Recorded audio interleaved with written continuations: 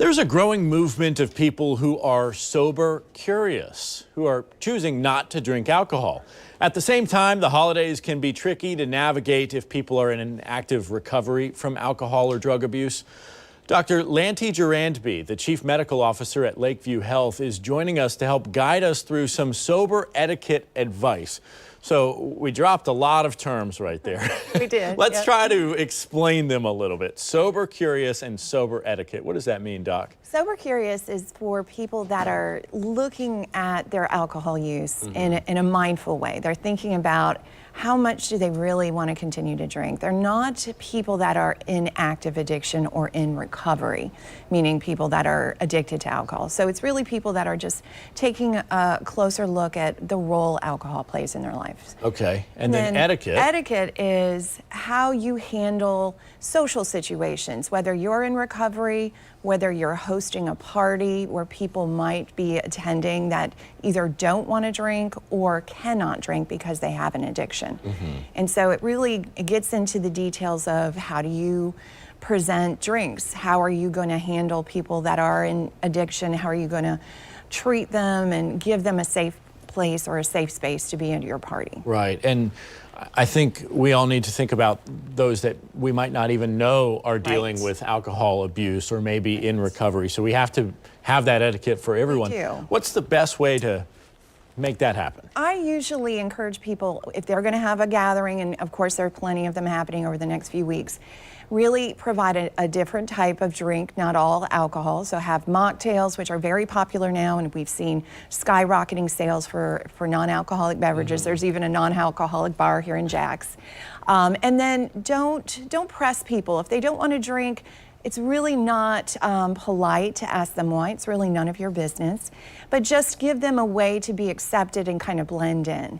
Yeah. And then the other piece of it is I always encourage people who don't want to drink, whether it's because they have an addiction or if it's because they're playing sober curious that evening or that week, is to have some good answers for why, because people inevitably will ask.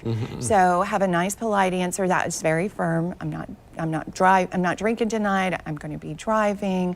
I'm taking a break.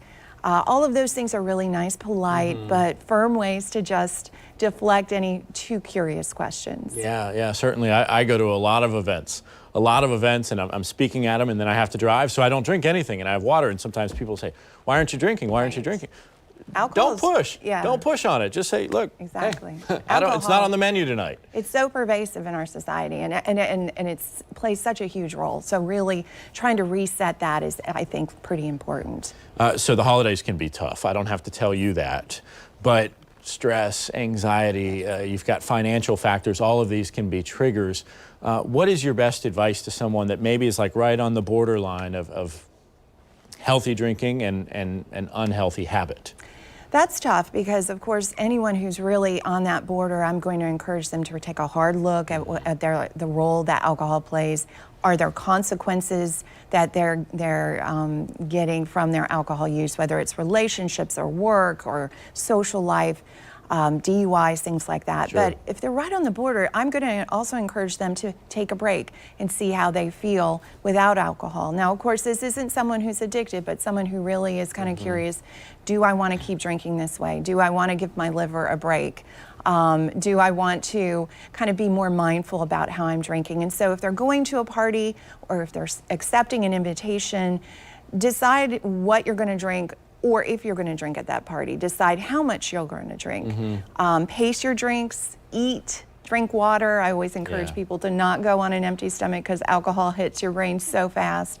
And then know how you're getting home. I think that's critical because we see skyrocketing DUIs around this time. It's really sad. So I really encourage that. And sadly, DUI deaths. Well, thank you so much for coming on. We appreciate you coming on and representing Lakeview Health, and certainly that is so very important that people are responsible, that they're thinking of others during these holidays.